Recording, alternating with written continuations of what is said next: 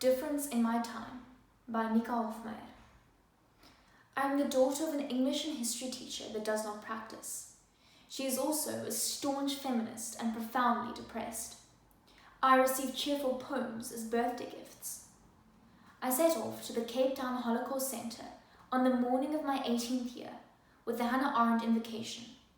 There are no dangerous thoughts. Thinking itself is dangerous. I do think, but still hesitate to write, that it is the prosaic simplicity of so much Holocaust photo representation that is most disconcerting.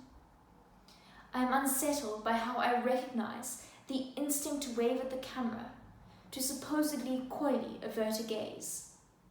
I realize that my assignation of good and evil is further confounded when assessing images of women in the Holocaust. The undoubtedly complicated relationship between gender and guilt, punishment and power, roil my judgment. I, as a young Afrikaans-speaking woman, Afrikaans. Difference in My Time by Nika Hofmeyer. I am the daughter of an English and history teacher that does not practice. She is also a staunch feminist and profoundly depressed. I receive cheerful poems as birthday gifts. I set off to the Cape Town Holocaust Centre on the morning of my 18th year with the Hannah Arendt invocation. There are no dangerous thoughts. Thinking itself is dangerous. I do think, but still hesitate to write, that it is the prosaic simplicity of so much Holocaust photo representation that is most disconcerting. I am unsettled by how I recognize the instinct to wave at the camera, supposedly coyly avert a gaze. I realize that my assignation of good and evil is further confounded when assessing images of women in the Holocaust. The undoubtedly complicated relationship between gender and guilt, punishment and power, roil my judgment. I, as a young Afrikaans-speaking woman, should not be surprised by the overlapping role of victim and perpetrator. As a young woman, I share corporeality with every victim, but as Afrikaans mother tongue with my surname, I share guilt of subjugation.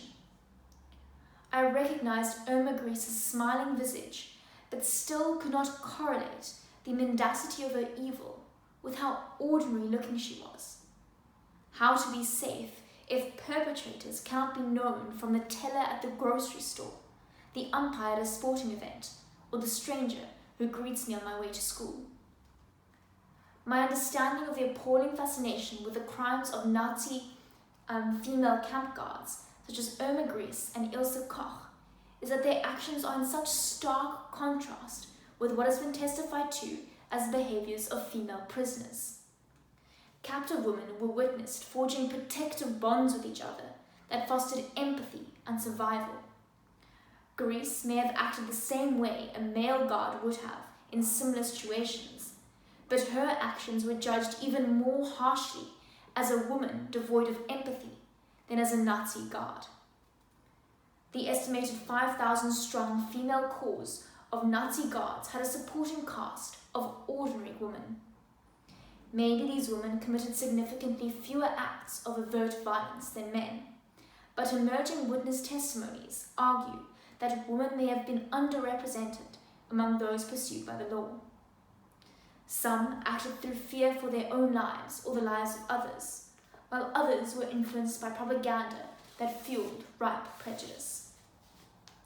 Many women made devastating choices particular to their individual circumstances.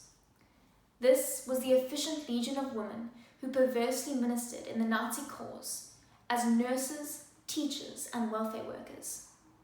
Those who spoke as interpreters and those who were silent as wives and secretaries. Silence is also language. Silence can confer consent and complicity. But we didn't know is the refrain of some of my parents' generation about the scarred history of my Cape Town. They must have known. It was common knowledge and common experience that people of color endured daily humiliation and denial of human dignity in their birthplace. racism contaminated every aspect of South African life, whether as open acts of racial insult or other more or less subtle forms of depredation. This dissonance of owning the behaviour of one's folk was foreshadowed by Max Frisch, who wrote in his diary in 1948 with respect to Nazi atrocities. If people who enjoy the same education as I, who speak the same words as I, and love the same books, the same music, the same paintings as I do, if these people are not secure against the possibility of becoming inhuman and doing things we would previously not have believed people of our times to be capable of except in pathological individuals, how can I be sure that I am secure against it? I turn for safety to my peers because I know that we are challenging the assumptions that have long rendered the experience of woman doubly invisible. We are starting to see the specificity of our female experience and no longer right-size that experience to fit beliefs about normative gender roles. The voices of those women whose experience does not fit the mould will no longer be ignored. For solace, I may seek out the skirts of my mothers.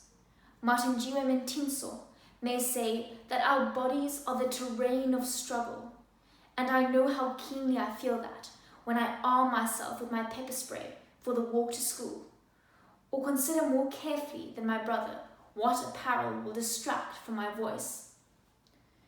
I am also unwaveringly steered by Angie Kroch's conviction when she says the future is a country where men do not hold sway. Kroch says that truth is a woman sitting behind a microphone, dressed in beret or koptuk and her Sunday best. In this telling, everyone recognizes truth as woman, and her voice, distorted behind her rough hand, has undermined man as the source of truth. On my birthday, the Cape Town Holocaust Centre gave me sanctuary to think about truth. Some of the faces around me I had known since the age of 10. We have shared challenges and memories, and on that day began developing a vocabulary for making a difference. I believe our truth seeks a home in the words of Elie Wiesel. Indifference is not a beginning, it is an end.